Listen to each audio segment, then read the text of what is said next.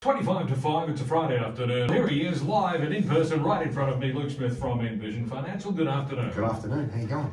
Nobody would know that we'd been away because last Friday was Good Friday, but you and I both took some time off. Yeah, well, we get Easter Friday off and we get Christmas weekend off. Otherwise, we're, 50 weeks of the year. I usually take a few more days than that. Yeah, you get a few more than me. But you have to put up with substitute presenters from time to time. That's okay. We muddle our way through. How's the book? Great. Look, book's going great. Still number 2 on Amazon in our category, and I was told in the week that Booktopia have had to restock their supplies. A couple of the bookstores are completely out. So, yeah, look, the feedback and the information we've been getting has been great. People reaching out. I've had people coming in, bringing it to appointments, and, it's a little silly, sort of, here, can you sign the book? That's still a little sort of, out there for me. But look, it's great. And the best thing is I've had some people say that, I bought it for me, but my kids have grabbed it and I can't get it off them. So, it was written for all stages of life, and if people can get some real value out of it, that's awesome. Fantastic. And for people who might have been living under a rock for the past month, the book is called Smart Money Strategy. Correct, yeah, the ultimate guide to financial planning. So it's yeah, as I say, we laugh, and there's 370 pages in there, and I don't think it started off, was not my intention to make it that big, but the more information, the more strategy you start stuffing into something, the more value people can get from having a read, so it's awesome. And it is packed full of information. So Smart Money Strategy available at all good bookstores, which basically means Dymocks, Harry Hart Hog, CBD, Amazon, Booktopia. You can get it just about anywhere. Fantastic stuff. Meanwhile, today we have a fresh new topic to discuss. Now, this one sounds a little bit dry, but for people directly affected, they might find a few surprising pieces of information today. We're talking today about how to maximise tax savings if you're a member of a defined benefit fund. Now, if you're not a member of a defined benefit fund, you're probably scratching your head going, what's that about? But if you are a member, you'll know very well what that's about. Exactly, and that really primarily is just trying to make sure that leading into 30 June, members of CSS, PSS, DFRDB and MSBS, so CSS and PSS, the 2 defined benefit government funds, MSBS, DFRDB, the 2 military options. Okay. So they're both very similar, just different acronyms. Okay, so these are retirement funds or superannuation funds that are for people that are effectively Commonwealth employees. Correct. So how do they differ from the funds that the rest of us have? That's right. So the membership in these 4 funds, as the members would know, the benefit that you accrue is calculated using a specific formula when you reach your retirement age, which is different to a standard accumulation fund where you put in $10,000, your employer puts in some money and they pay the tax along the journey, and you have an amount of money that you can invest. These funds are very different because in a lot of instances the employer doesn't make a contribution, and they reflect the effective contribution through what's called an accrued benefit multiple. So there's a specific formula that is worked out when you retire from these funds. What I want to touch on today with 30 June coming up quick and fast is just to demystify or make sure that everybody in these funds knows that they can make personal deductible contributions and maximise their tax deductions up to the concessional limit, how they can do it, what they need to consider, and reasons why they would think about, knocking this out before 30 June. Okay, well, let's start at the beginning. How can people who are members of defined benefit funds actually reduce their taxable income? Yeah, so as a member of those 4 funds, you make a contribution to the fund, and let's use PSS as an example. You can make a 2% contribution to that fund or a 10% contribution to that fund. You make that choice, and that money goes in on an after-tax basis. So you'd earn your wages, and you look at your pay slip and you go, I earned this, they tax me on that, and I made a 10% contribution of X, and that goes in from after-tax money. Now, as a PSS member, and this applies to all of these 4 funds, the respective fund that you're in will report an amount of money to the ATO that is assessed against your concessional contribution cap. That's $27,500, and it's the most you can put into super and claim a tax deduction. Now, a lot of people come in and they say, I'm doing everything I can, I'm making a 10% contribution, it's great, and it is great. However, I then say to them, would you like to lower your taxable income? Oh, but I can't put any more money into super. So talking about it today is just to demystify that, to say, yes, you can, and here's how you do it. You ring up your respective fund, call up the PSS, or you log in if you're internet minded, and For those that log into the PSS, for example, you can go to the iEstimator page, which is where they can estimate your benefits. And they have a hyperlink about 2 below the iEstimator section. And it says concessional cap space. And that will give you what the respective fund has recorded against your limit of 27,500. Let's say it's 10 grand. That would mean you have $17,500 of available space for you to make a deductible contribution to another fund. And I stress, another fund. You cannot, under the rules of these defined benefit funds, make a personal contribution and claim a tax deduction. So you will need to go to Fund A, Fund B, Fund C, Fund G, wherever you need to go. So in other words, what happens is you've got your PSS fund, for sake of argument, and if you want to make additional contributions, the rules won't let you put it in that fund. Correct. But you can have a second fund. Correct. With another provider. Correct. Which is basically the same as the funds that the rest of us have. 100%. And what you need to do is you say to your respective fund, whatever the acronym is, how much are you telling the ATO I've used being a member of this fund? And they'll say 10 grand. And it's actually on your annual statement. For PSS members and CSS members, if you get a PSS statement from last year, flip to about the 4th page. At the bottom of about the 4th page, it says concessional contribution cap assessment, and it will say what they are recording. All you do is take that off, $27,500. Now, I say the last year's statement. The number can change, and it's set on the 1st of July each year. Call your fund or log in, get this year's number. Then you can say, right, leading into 30 June, how can I maximise my deductions? If you've got $17,000 of space, you might want to furiously start salary sacrificing to another fund. You might want to furiously start throwing in personal contributions from savings. You might want to start drawing money out of an offset account on your house and making a personal contribution. When you use your own money going into super and you want to claim a tax deduction, as we've touched on in previous shows, you must lodge what's called a notice of intent. And that says to Fund ABC, hey, I've put in $17,500. I want to claim $17,500 of tax, please. That will tell the fund that you've used outside of your defined benefit fund, please pay 15% tax on this because I'm claiming a tax deduction. And then the fund will write back to you, like they do for all deductible contributions, and say, thanks, Leon, we're going to assess that appropriately. And then you give that to your accountant. And then the super fund's tax return and your tax return meet up in ATO heaven and you get your tax deduction. So don't think that just because you're maxing out your respective contributions to your defined benefit fund that you're doing all that you can. You can actually make contributions to another fund and accelerate what you put in this year. You can also use the catch-up rules provided that your superannuation balance is less than $500,000 at 30 June of the year prior. You may be able to look back and say, well, I didn't use it last year or the year before. This year I'll put in $40,000 and I'll claim 100% of that as a tax deduction. Check your numbers, contact the fund, make sure you've met all of the regulatory requirements to take advantage of those catch-up contributions, which we've touched on in previous shows, so that you can maximise what's happened this year and in future financial years as well. Now, we've been using the PSS Defined Benefit Fund as an example here, but the same information is valid also for the other funds that we're talking about here, all of the defined benefit funds. 100%. You can ring your respective fund or go and log in and they will tell you what you have recorded against your $27,500 limit this year. And if you've got last year's statement, just be mindful that the number could change. You may have had a pay rise, a range of other things could have occurred. Just check what your number is for this year. It's a fixed number. It generally doesn't change. So you can call up and say, hey, what is it this year? It's $10,000. Okay, I've got $17,500 of space.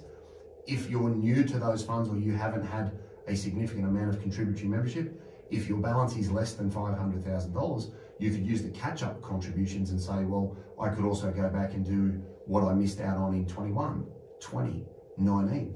You could effectively, depending on your space, throw $50,000 in a super this year and claim a $50,000 tax deduction where you've met all of your requirements and you have the room under the legislation. So it's a really, really powerful way to pay 15% tax, not a lot more at your marginal tax rate. Indeed. So what should people consider when they want to lower their taxable income while they're in a defined benefit fund? Yeah, so 1, check and make sure you've got the room. 2, open a fund well before 30 June. This isn't the sort of thing you want to be doing on the 27th of June because money must be in and cleared with the new fund prior to 30 June. I generally say to people, be making your contribution on the 1st of June. That way you've allowed for some fun and games from an admin perspective, a couple of weekends. Because a couple of years ago, we had 30 June be on a weekend and people made a contribution on a Friday and it actually landed on the Monday on the 1st of July and they missed out. So do it nice and early, it avoids tears. Check and see where you're going to get the money from. So am I doing it from personal savings? Am I about to sell an asset?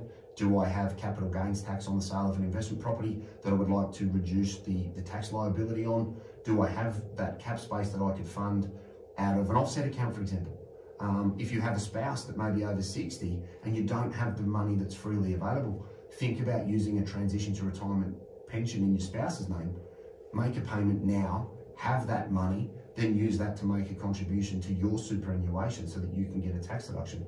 And all you're doing is really taking tax-free money out of your spouse's super, putting it back into yours, getting a tax deduction, and just transferring the value from one to another. So there are lots of ways for you to be able to fund that contribution. Think and be proactive about where the money's going to come from. If you need to ring your mum and borrow some money from your mum, that's fine too, no problems. But be proactive. Make sure you don't exceed the limit. So don't guess how much space you have.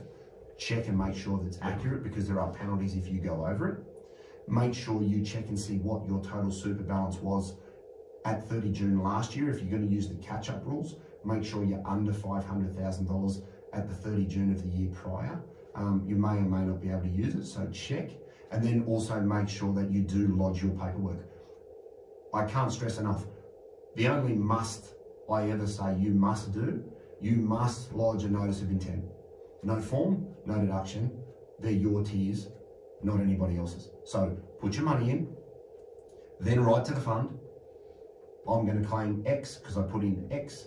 The fund will write back to you and say, thank you, Leon, we've assessed it correctly, we will remit that tax for you. No form, no deduction. You'd be amazed how many people do the great work of being prepared, get the money, put it in, forget to put the notice of intent in, go to claim a tax deduction, tell their accountant, I put $17,000 in. Where's your notice? What notice? Whose notice? My notice? Your notice? It's one of those must. Money in first, form in second. I had an example the other week where the person put the form in before they put the money in.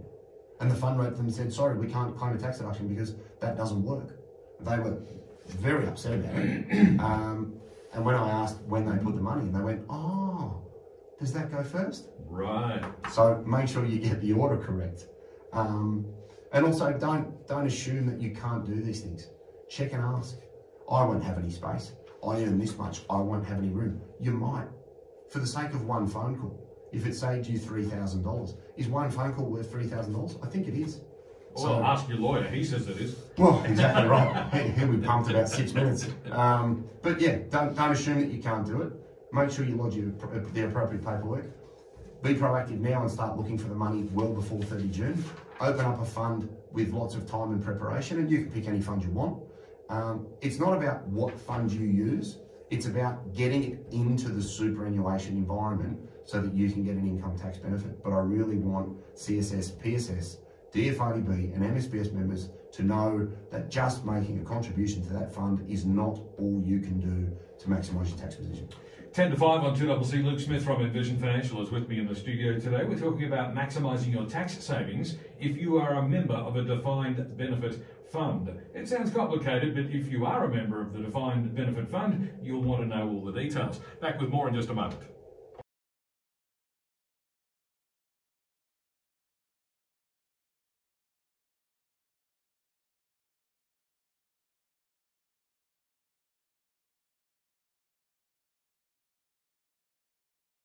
Seven to 5 on a Friday afternoon, which means that Luke Smith from Envision Financial is with me in the studio. Today we're talking about how to maximise your tax savings if you are a member of a defined benefit fund. So Luke, it's time to tell me, what are the key things for people to remember when it comes to defined benefits and saving on your tax? So, number one, check your cap space with your fund.